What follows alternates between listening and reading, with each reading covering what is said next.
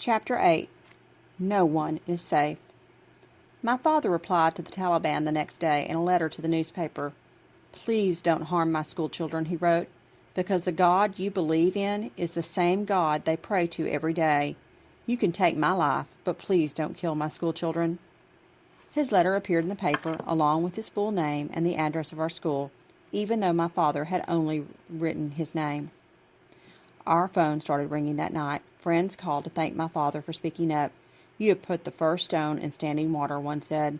"Now many will have the courage to speak up." But not many people did. My father had always been a busy man, participating in mushawarah, poetry concerts, working late at school, helping neighbors settle disputes. But now when he left home, I felt like that little 3-year-old I once was when he would climb down the ladder at school to fix a well. I wondered each night if he would come back. After the letter arrived, my father made a decision. The boys at the Kushal school would no longer wear their uniform or shirts and trousers. They supposedly Western clothes marked them as identifying with infidels in the eyes of the Fuzlala followers. So, for their safety, he had the boys switch to the traditional tunic and pants of the shalwar kameez. I still wore my blue and white shalwar kameez, but the Taliban said girls should not wear the white shalwar. The uniform I once loved now made me feel like a criminal. Suddenly, everywhere I looked, the Taliban seemed to sprout like weeds. Then I thought, what have I done wrong that I should be afraid? All I want to do is go to school, and that is not a crime. That is my right. Besides, I was the daughter of Zuddin Yousafzai, the man who had dared to talk back to the Taliban. I would hold my head high, even if my heart was quaking. That fall, in October 2007, something happened that gave us hope. Benazir Bhutto, who had been the first female Prime Minister of Pakistan, was returning to run in that year's election. She had been living in exile in the United Kingdom since I was 2 years old, but I had been hearing about her for years. As a woman, she was a role model for girls like me, and she was the only politician who'd have the courage to speak out against the terrorists. Our whole family was glued to the TV when her arrival was broadcast.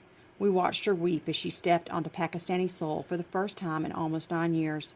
My mother was moved but was also afraid for her. She said to the TV, "Did you come for death?" Everyone knew it was dangerous for her to return, but we hoped for her safety. Not long after, just 2 months later, she was dead. It happened right in front of my eyes as I again switched on the TV. "We will defeat the forces of extremism and militancy with the power of the people," she declared. Then she stood on the seat of a bulletproof vehicle to wave to her supporters. There was a crack of gunfire and the roar of an explosion, and I watched breathless as she sank down in the car. My mother, my father, my grandmother burst into tears. Benazir Bhutto was the first woman attacked by terrorists. Despite the fear we all felt for her, we were not expecting them to attack a woman. The killing of women is prohibited by the Pushtunwali Code. We were shocked. I found myself oddly still. My first thought was this: if Benazir Bhutto can die, no one is safe. No one was safe in Pakistan. Not the women who were forbidden to walk the streets in their own towns. Not the men who were being flogged to death for petty reasons. Not the children who worked in the trash heap. Not even children like me who just wanted to go to school. As I looked at the TV, a tiny voice in my heart whispered to me, "Why don't you go there and fight for women's rights? Fight to make Pakistan a better place." I had recently done interviews with the TV channels Dawn and Khyber News about girls' education, and although I'd been nervous, I had made it through, and I had liked it. As everyone around me cried, I kept my secret.